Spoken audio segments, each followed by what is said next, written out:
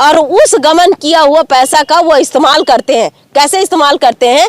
गांव में अगर कोई आवाज उठाए तो उसको दमन कर। जगह है, कौन सा वार्ड है तो वार्ड तो कोई नाम मालूम नहीं है, लेकिन वहाँ पर 3 बार रिपेयरिंग किया गया है, बार बार वो गिले कंक्रीट को। इसका सबूत है। 2015 के बाद में 2020 में किए, अभी 2023 चल रहा है, तो अभी 2023 में भी एक ही रोड का 3 सरपंच द्वारा कंक्रीटीकरण कर दिया गया। देखिए, एक बार और भी प्रकाशन की थी और उसके बाद अब दोबारा प्रकाशन कर रही हूँ। ये समझ लीजिए कि एक व्यक्ति को किस प्रकार से प्रताड़ना दिया जाता है। अगर ग्राम पंचायतों में आप अगर आवाज़ उठाते हो तो उस आवाज़ के तहत में किस प्रकार से परिवार के साथ साथ सभी को किस प्रकार से परेशानियों का सामना करना पड़ता है, ये ज़मीनी हकीकत मैं आपको दिखाऊंगी और बता रही हूँ। क्योंकि जिस प्रकार से पहले के ऐसा होता था, सरपंच अगर कुछ गलती कर लेते थे ग्राम पंचायतों में तो चलो ठीक है, मेरे से गलती हो गया, माफ़ी मांगता हूँ, ऐसा करके, क्योंकि ग्राम पंचायत का मामला है और छोड़ो, ऐसा करके उन लोग खुद स्वयं माफ़ी मांग लेते थे। लेकिन आज का ज़माना एकदम बदल गया है, इसीलिए कि अगर आप ग्राम पंचायत में अगर अपनी आवाज़ उठाते हो, ग्राम पंचायत में सवाल करते हो, ग्राम पंचायत के सरपंच के जो अपनी मनमानी करते हैं उस सरपंच के ऊपर अगर आप जानकारी मांगते हो, उस सरपंच से अगर आप सवाल करते हो तो सबसे बड़ी बात है कि आज परेशानी का सामना किस प्रकार से करना पड़ता है। और दूसरी बात मैं बता रही हूँ कि जैसे एक ग्रामीण को अगर आप परेशान कर रहे हो तो इसका मतलब ये नहीं है कि ग्रामीण यहाँ पर खराब है, एक व्यक्ति खराब है और पूरे उनके पंचायतों में सभी अच्छे हैं, ऐसा नहीं है। केवल आवाज़ उठाने वाले तो एक ही व्यक्ति रहते हैं। लेकिन देखिए, सरपंच का डर किस हद तक लोगों में रहता है, ये बिल्कुल ज़मीनी हकीकत है, ये बिल्कुल आप देख सकते हैं। और इस मामले को लेकर अगर हम प्रकाशन करते हैं, ये बताइए, यहाँ पर आज कलेक्ट्रेट में फिर आए हैं, पुलिस अधीक्षक को आवेदन फिर किए हैं क्योंकि आज वो प्रताड़ित है। पहले कलेक्ट्रेट में आवेदन किए, आवेदन में कुछ किसी प्रकार से कुछ नहीं हुआ तो आज पुलिस अधीक्षक के पास में आवेदन किए हैं कि मैं प्रताड़ित हो रहा हूँ, मैं परेशान हूँ, मैं बहुत दुखी हूँ, मेरा पूरा परिवार दुखी है। इस प्रकार से आज आवेदन किए हैं। तो ये बताइए कि आवेदन किए हैं और एक पत्रकार का काम क्या होता है, पारदर्शिता के साथ में वो प्रकाशन करना। आवेदन आप कर रहे हैं, उसके अनुसार हम समाचार बना सकते हैं। इसका मतलब ये नहीं कि हमें सरपंच के पास में जाके उनका बाइट लेने का कोई मतलब नहीं है, क्योंकि सरपंच के पास में बाइट लेंगे तो उसी प्रकार से एक जो रटाव बात रहता है उस प्रकार से बात करेंगे।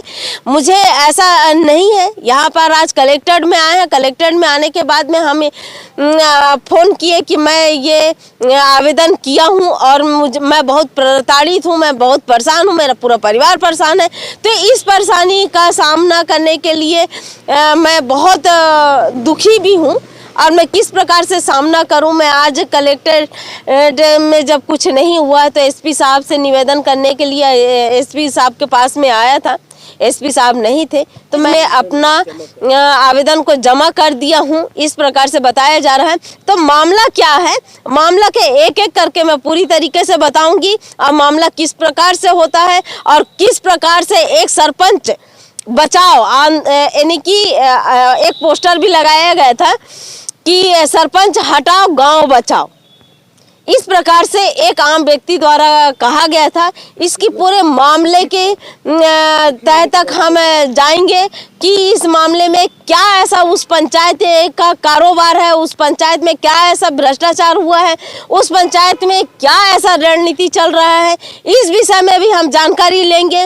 इस विषय में भी हम बातचीत करेंगे, क्योंकि पहले भी हम इस विषय में जब समाचार चलाए थे तो सरपंची का दबंगई भरा फोन आया मुझे कि आप आओ और हम मीटिंग रखें, आप समाचार चलाओ। ये बताइए, ऐसा लगता है कि पत्रकार सरपंचों के जागीर हो गए हैं, पत्रकार उनके अधीनस्थ कर्मचारी हो गए हैं, पत्रकार एक अपनी पूरी तरीके से निष्पक्ष होके समाचार नहीं बना सकते हैं, इस प्रकार से डरवाया भी गया है। तो वो मैं बाद में बताऊंगी, क्योंकि अभी फिलहाल किस प्रकार से परेशान है, क्यों परेशान है, क्या फिर ऐसा दोबारा हो गया कि ग्राम पंचायत में कि दोबारा फिर एसपी कार्यालय आना पड़ा। जी, आपका नाम क्या है? पवन कुमार ध्रुव। बता पवन, आज आप पुलिस अधीक्षक महोदय के पास यहाँ पे पहुँचे हो, किस कारण से पहुँचे हो? क्या आपको ऐसे परेशानी का सामना करना पड़ रहा है जो आपको आज फिर से यहाँ पे आना पड़ गया?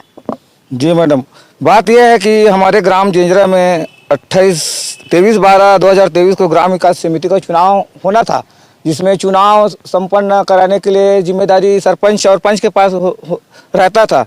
लेकिन सरपंच ने अपने उम्मीदवार को खड़ा करके उसे घोषित कर दिया।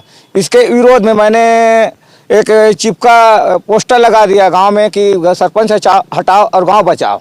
और इसी बात को रंजिश लेकर उन्होंने मुझे बार बार थाना बुलाकर मार धमका रहा है और चमका जा रहा है कि मैं तुझे अंदर कर दूंगा, और नाना प्रकार के गलत आरोप लगाकर सट्टा पट्टी लिखते हो, शराब बेचते हो, ऐसा आरोप लगाकर थाना बुलाकर मुझे बार बार प्रताड़ित कर रहा है। और उन्होंने। अच्छा, ये बताओ कि सट्टा पट्टी और शराब बेचने का काम करते हो अभी? जी नहीं सर, जी नहीं मैडम, मैं पहले 10 वर्ष पहले सट्टा लिखता था सर मैडम, लेकिन आज 10 वर्ष के बाद आज तक से कई सट्टा नहीं लिखा, बंद कर दिया हूँ। 2014 से बंद है मैडम, तो आज तक से न सट्टा ना। हकीकत बोल रहे हो ना? हकीकत बोल रहा हूँ। किसी को भी जाकर पूछ लीजिए, गांव में पता कर लीजिए। अगर कोई भी कह देगा कि इन 10 वर्षों में सट्टा पट्टी लिख रहा था या शराब बेच रहा था, तो बिल्कुल आप कानूनी कार्रवाई कर सकते हैं पुलिस अधिकारी लोग। और मैं अभी तक से जब से बंद किया हूँ, ना सट्टा लिखा हूँ ना शराब बेचा हूँ मैडम। और ये सब मेरे पास गलत आरोप लगाकर मेरे को धमकाया चमकाया जा रहा है। और जो मैं जो कलेक्टर महोदय के पास आवेदन लगाया था, उसकी जांच की कार्रवाई के लिए भी आवेदन लगाया था, तो जिसके उसकी गली कंक्रीटी निर्माण गली में अधूरा काम करके राशि आहरण कर लेना और निकाल लेना, इस बात को मैंने। कहाँ से कहाँ तक का है जो कंक्रीटीकरण करके बार बार पैसा निकाल लेते हैं और उसका राशि को हरण किया जाता है? ये बात है देशराम साहू के घर से लेकर बालाराम के बाड़ी के तक का कंक्रीटीकरण मेरे सामने में हुआ है, जो अधूरा पड़ा है और उसका राशि पूरा निकाल लिया, जबकि पंचायत में उस काम को पूर्ण लिखा गया है। पूर्ण नहीं लिखा गया है। मैं वहाँ पोस्टर भी वहाँ देखा हूँ कि इस काम को पूर्ण लिखा गया कि बालाराम बाड़ी से लेकर देशराम के घर तक के, जबकि अधूरा वो काम और उसका पूरा राशि आहरण कर लिया, जबकि पंचायत में पोस्टर चिपका है कि वो लिखता है नहीं, हाँ पूर्ण, तो उसमें पूर्ण लिखा है। मैं खुद देखा हूँ। हाँ, ये जो बालाराम और देशराम जो है और उनके जो कंक्रीटी, ये कितने पंचवर्षीय से हो रहा है? ये इसी के पंचवर्षीय में हुआ है मैडम, वो हीरामणि के पंचवर्षीय में। इसके पहले भी हुआ था क्या? वो सरपंच भी बनाए हुए थे, 3 वर्ष से लगातार हो रहा है बता रहे थे। हाँ ना, वो यही सरपंच और उस पर और भी 1-2 नाली, तुम्हारा वार्ड 1 में भी वैसी थोड़ा नाली निर्माण में कंक्रीटीकरण में जैसे 4-8 के रहता है क्या, उसमें तो 5 ही की ऊंचाई दी है। इसी बात को लेकर मैं बोला हूँ, तो इस बात को सबको जांच के लिए आवेदन लगाया था। तो इसी बात को लेकर मेरे से रंजिश करके बार बार थाना बुलाकर चमकाया धमकाया जा रहा है मैडम, कि इस बात से हट जाओ, की दमगाई दिखा रहा है सरपंच और उसके सहयोगी साथी लोग बेजबरन मेरे को परेशानी कर रहा है। और गांव मेरे घर वाले भी इस बात से बहुत परेशान हैं, क्या होगा कैसे होगा, ऐसे इस प्रकार से सरपंच की दमगाई बार बार मेरे को थाना बुलाकर अच्छा नहीं लगता मैडम। थाना में कौन बुलाता है आपको? मेरे को थाने सिपाही लोग बुलाते हैं, फोन करके बुलाओ की के, हाँ फोन करता है, फिर बुला आज और बुलाया था 2 बार, पहले बुलाया था 2 बार गए थे मैडम, लिख कर भी आया था कि मैं 10 वर्ष तक सट्टा नहीं लिख रहा था, कि कुछ दिन लिख भी दिया था और पूरा सब कुछ लिख के दिया था। और फिर आज बुलाया था, फिर मैं नहीं गया, आज नहीं गया। मैं आज कल एसपी पास के पास जाऊँगा, पहले उसके बाद आऊँगा, कि उसको बुलाया बताया हूँ, गरियाबंद जा रहा हूँ मैं कलेक्टर ऑफिस एसपी के पास। वो शायद दीवान साहब है, ऐसे लगता है पुलिस वाले। हाँ, उसी ने फ़ोन लगाया था मेरे को मैडम, वो 2 बार बुलाया था। एक बार पहले नेताम सर ने बुलाया था, तो समझाया था। तो मैं चल गांव में मामला तो गांव में है कि समझ जाओ कि तो समझ गए ना, ऐसे हम नहीं करें मैडम। लेकिन ये लोग अपनी दमगाई दिखाते हुए अब फिर बात को बढ़ा रहे हैं, मेरे को परेशान कर रहा है। इसी बात के लिए मैं आवेदन लगाया हूँ एसपी के साथ। तो ये जब एसपी के पास में आप आए हो तो ये बताइए कि आज थाना में बुलाए थे आपको और फिर आप एसपी के पास में आके आवेदन कर रहे हो? जी मैडम। अच्छा। जी मैडम, मैं पहले थाने में बुलाया था, तो मैं नहीं थाने न जाकर सीधा एसपी के पास आया हूँ कि मेरे को बार बार परेशान कर रहा है सर जी, ऐसे की के। जी, यहाँ पर देख सकते हैं कि जिस प्रकार से एक व्यक्ति को प्रताड़ना करना और एक परिवार को पूरे के पूरे दुखी करना, तो इस पर प्रताड़ना का भी धारा लगता है। क्योंकि अगर व्यक्ति को मानसिक तौर से अगर किसी को प्रताड़ित कर रहे हो और उसमें कुछ सरपंच के साथ साथ जो 10 व्यक्ति रहते हैं, 15 व्यक्ति रहते हैं, जिन्हें वो सरपंच पिला खिला के अपने बस में किए रहते हैं, इस प्रकार से अगर करते हैं तो इस पर भी तो सरपंच के ऊपर कड़ी कार्रवाई होना चाहिए कि एक आम व्यक्ति को आप पंचायत के जनप्रतिनिधि हो और उस पंचायत के प्रथम नागरिक हो। कहते हैं जो व्यक्ति अगर प्रथम नागरिक है और उस पंचायत का, तो उनकी जिम्मेदारी इतनी बढ़ जाती है कि प्रत्येक व्यक्ति के सुख दुख के साथी होना चाहिए, ना कि उन्हें प्रताड़ित करना चाहिए। लेकिन यहाँ पर उल्टा है। ग्राम पंचायत ये मामला है, पूरी तरीके से मामला बता रही हूँ कि ग्राम पंचायत जेंद्रा है और जेंद्रा का मामला पहले भी मैं एक बार उठाई थी, क्योंकि यहाँ पर ग्राम समिति का मामला था, ग्राम समिति ना, ग्राम समिति का मामला था कि जिस प्रकार से सरपंच अपने उम्मीदवार को खड़े करके उनको जीत हासिल कर दिया गया था। तो इस विषय को लेते हुए पवन कुमार जो है ध्रुव, वो डायरेक्ट कलेक्टर के पास आए, आवेदन किए थे और मैंने उस समाचार को भी प्रकाशन की थी, लेकिन उस पर संज्ञान अभी तक नहीं लिया गया है। और दूसरी बात है कि यहाँ पर उस समाचार को संज्ञान ना लेते हुए फिर पवन ध्रुव को दोबारा नहीं तिवारा नहीं कई बार ऐसे थाने में बुलाया गया और शिकायत किया गया है। मैं जिस प्रकार से बताया जा रहा है कि शराबबंदी हो या फिर सट्टा पट्टी हो, इस पर मैं तो बिल्कुल विरोध करती हूँ और इस पर ऐसा किसी व्यक्ति को नहीं करना चाहिए। अगर ये कोई करता है तो इस पर संज्ञान लेते हुए वो जुर्म भी दर्ज होना चाहिए।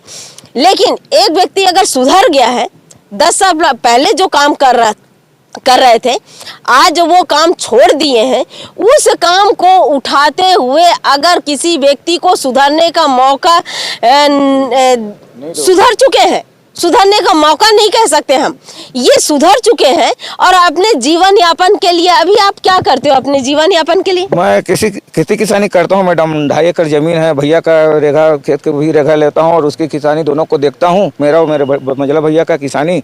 और इसी तरह से छोटा मोटा मोटर माइंडिंग करता हूँ, घर में बुला लेता है तो बिजली फिटिंग का भी काम कर लेता हूँ, कोई जगह मिल जाता है। तो इस प्रकार से मेरा जीवन यापन होता है। देखिए, यहाँ पर एक व्यक्ति सुधर चुके हैं, क्योंकि बताया जा रहा है ये जो व्यक्ति है पीछे, वो बोले कि ये काका मानते हैं और वो बोलने के लिए तैयार नहीं है, इसलिए हम बोलना भी नहीं चाहते। इसलिए बोलना नहीं चाह रहे हैं ये, क्योंकि अगर ये बोले तो दूसरे दिन से इनकी भी उल्टी गिनती शुरू हो जाएगी, उल्टी गिनती शुरू हो जाएगी। बेचारा गरीब है और गरीब किस प्रकार से अपना रोजी रोटी पाल के अपने परिवार को पालते हैं और वो नहीं चाहते कि किसी प्रकार से हम झंझट में पलें। लेकिन ना पढ़ने के कारण आज देखिए कि किस प्रकार से सरपंच द्वारा दबंगई किया जाता है। और सरपंच पहले सरपंच की जो भूमिका रहती थी, जमीनी हकीकत में भूमिका रहती थी कि प्रत्येक व्यक्ति को लेके चलना, प्रत्येक व्यक्ति के साथ में चलना, आज तो ऐसा नहीं है। जिसे भी आप सरपंच बना दो, सरपंच को ये मालूम रहता है कि मुझे 5 साल तक बिल्कुल यहाँ पर टिके रहना है और 5 साल तक मुझे कमाना खाना है और 5 साल तक दादागिरी करना है। इस प्रकार प्रकार से किया जाता है और बिल्कुल बाकायदा यहाँ पर ग्राम पंचायत जंजरा की जो सरपंचिन है वो किस प्रकार से एक व्यक्ति को किस प्रकार से प्रताड़ित कर रही हैं, ये लगातार प्रताड़ित कर रहे हैं, आज नहीं तो कई बार।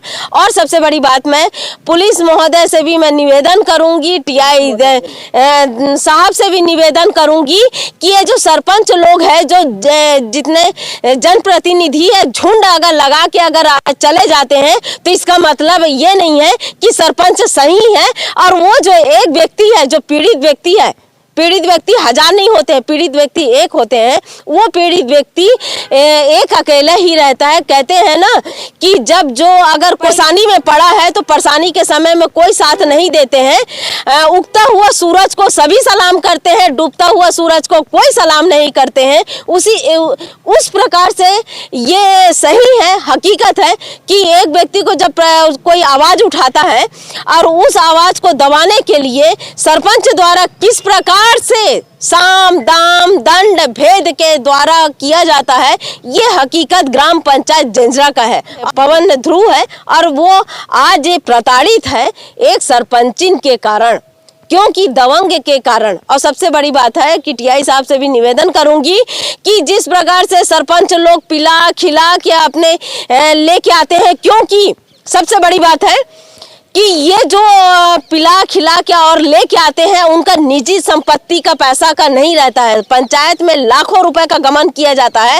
उस लाखों रुपए का गमन में अगर एक चुटकी भर अगर व्यक्ति को भर के गाड़ी भर कर और थाने तक पहुंचाने के लिए अगर 10-20 हजार रुपए खर्चा करना पड़ जाए, अपने जो शक्ति प्रदर्शन करने के लिए अगर करना पड़ जाए, करते हुए चले जाते हैं। क्योंकि अगर मैं आम जनता से भी कहूंगी कि अगर मैं ये कह रही हूँ ये हकीकत है कि नहीं, ये बताइए। आपकी अगर गाड़ी कमाई से किसी अदर व्यक्ति को 1 रुपए का भी आप पान तक नहीं खिलाओगे, फ्री में किसी को नहीं खिलाओगे। क्यों नहीं खिलाओगे? क्योंकि आपकी गाड़ी कमाई का है।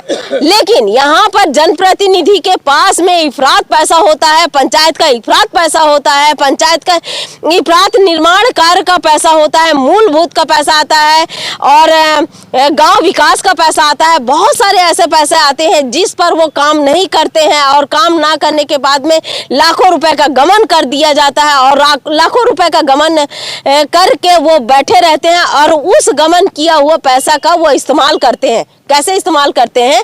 गांव में अगर कोई आवाज उठाए तो उसको दमन करने के लिए कि दोबारा दूसरा व्यक्ति आवाज ना उठा सके, उसको बिल्कुल गाड़ी भर के चले जाते हैं थाना। और थाना में टीआई साहब देखते हैं, अरे बहुत सारे व्यक्ति आए हैं, जरूर वो व्यक्ति गड़बड़ किया होगा, क्योंकि सरपंच आया है और बहुत सारे गांव वाले आए हैं, गलत किया होगा और उस पर एफआईआर कर देते हैं, उस पर कार्रवाई कर देते हैं और वो जो पीड़ित व्यक्ति है उस पर संज्ञान नहीं लिया जाता। वो चिल्ला चिल्ला के बोलते हैं। ये बताओ आपके पंचायत में क्या ऐसा काम को डबल तिबल कर दिया गया है और उस पर संज्ञान नहीं लिया गया है? जी मैडम, वो दादा चौक में एक जगह है, कौन सा वार्ड है, तो वार्ड तो कोई नाम मालूम नहीं है, लेकिन वहाँ पर 3 बार रिपेयरिंग किया गया है, बार बार वो गिले कंक्रीट को। इसका सबूत है, पारे वाले लोग बताएंगे। और तो और जैसे कि हमारे यहाँ ये होता है कि जिसका उम्र नहीं हुआ है उसको पेंशन भी, वृद्धावस्था पेंशन मिल रहा है, और जिसका उम्र हो गया, जबकि 82 साल 83 साल मेरी माता जी के हो गए, मेरा पिताजी का 85 साल हो गए, लेकिन अभी तक से क्या कहते हैं वृद्धावस्था पेंशन नहीं मिलता। हाँ, वृद्धावस्था पेंशन नहीं मिलता, बार बार फोन लगाए फिर भी सचिव भी घुमा देता है। और वहाँ का तो चपरासी। ये बताइए आपका जो, क्योंकि वृद्ध पेंशन के लिए जो है गरीबी रेखा के कार्ड होना चाहिए, क्या आप गरीबी रेखा के अंतर्गत पात्रता में आते हैं? जी नहीं मैडम, वो तो हम नहीं आते। नहीं आते हैं। तो इस पर कुछ ऐसा चीज है कि नियम अनुसार में पात्रता ना आने के कारण उस पर कोई नहीं हो सकते हैं। लेकिन सबसे बड़ी बात है कि ग्राम पंचायत जंजरा है। ग्राम पंचायत जंजरा में आप बिल्कुल एक पीढ़ी नहीं 3 पीढ़ी का आप बिल्कुल, अगर हकीकत है, जिला पंचायत रीता मैडम से निवेदन करूंगी और जनपद पंचायत फिंगेश्वर से भी ग्राम पंचायत जंजरा में जितने भी निर्माण कार्य हुए हैं उस पर सूक्ष्म जांच करिए। अगर आप में सरपंच अगर दूध के धुले हैं, सरपंच अगर बिल्कुल किसी प्रकार से नहीं है तो एक व्यक्ति को प्रताड़ना करना छोड़िए, उस पंचायत का सूक्ष्म जांच करिए। उस पंचायत का अगर सूक्ष्म जांच करेंगे तो दूध का दूध और पानी का पानी हो जाएगा कि वो सरपंच कितने भ्रष्ट है और कितने पानी में है। इस पर कार्रवाई होना चाहिए, लेकिन इस पर कार्रवाई नहीं किया जाता है क्योंकि सरपंच पर कार्रवाई न करते हुए आम व्यक्ति को परेशान करने का काम किया जाता है। तो ग्राम पंचायत जंजरा में सूक्ष्म जांच होना चाहिए, क्योंकि मुझे भी लिखित जानकारी है और बताया गया है और आम व्यक्ति द्वारा भी बताया गया है कि एक कंक्रीटीकरण को 3 बार किया गया है। 2015 से करना शुरू किए, 2015 में किए, 2015 के बाद में 2020 में किए, अभी 2023 चल रहा है तो अभी 2023 में भी एक ही रोड का 3 सरपंच द्वारा कंक्रीटीकरण कर दिया गया है। इस पर सूक्ष्म जांच होना चाहिए। अगर आप सच्चे कर्मचारी हैं तो इस पर सूक्ष्म जांच करिए और सरपंच सचिव के ऊपर रिकवरी करिए और रिकवरी के साथ साथ ऐसे भ्रष्ट कर्मचारियों पर अंकुश लगेगा। धारा 40 के तहत में रिकवरी करते हुए अगर बर्खास्त करिए। अगर ऐसा है तो इस पर हर सरपंच और सचिव इस पर डरेंगे और ये भ्रष्टाचार पर अंकुश लगेगा। ये कार्रवाई होना चाहिए, ना कि एक आम व्यक्ति को किस प्रकार से परेशानी किया जाए।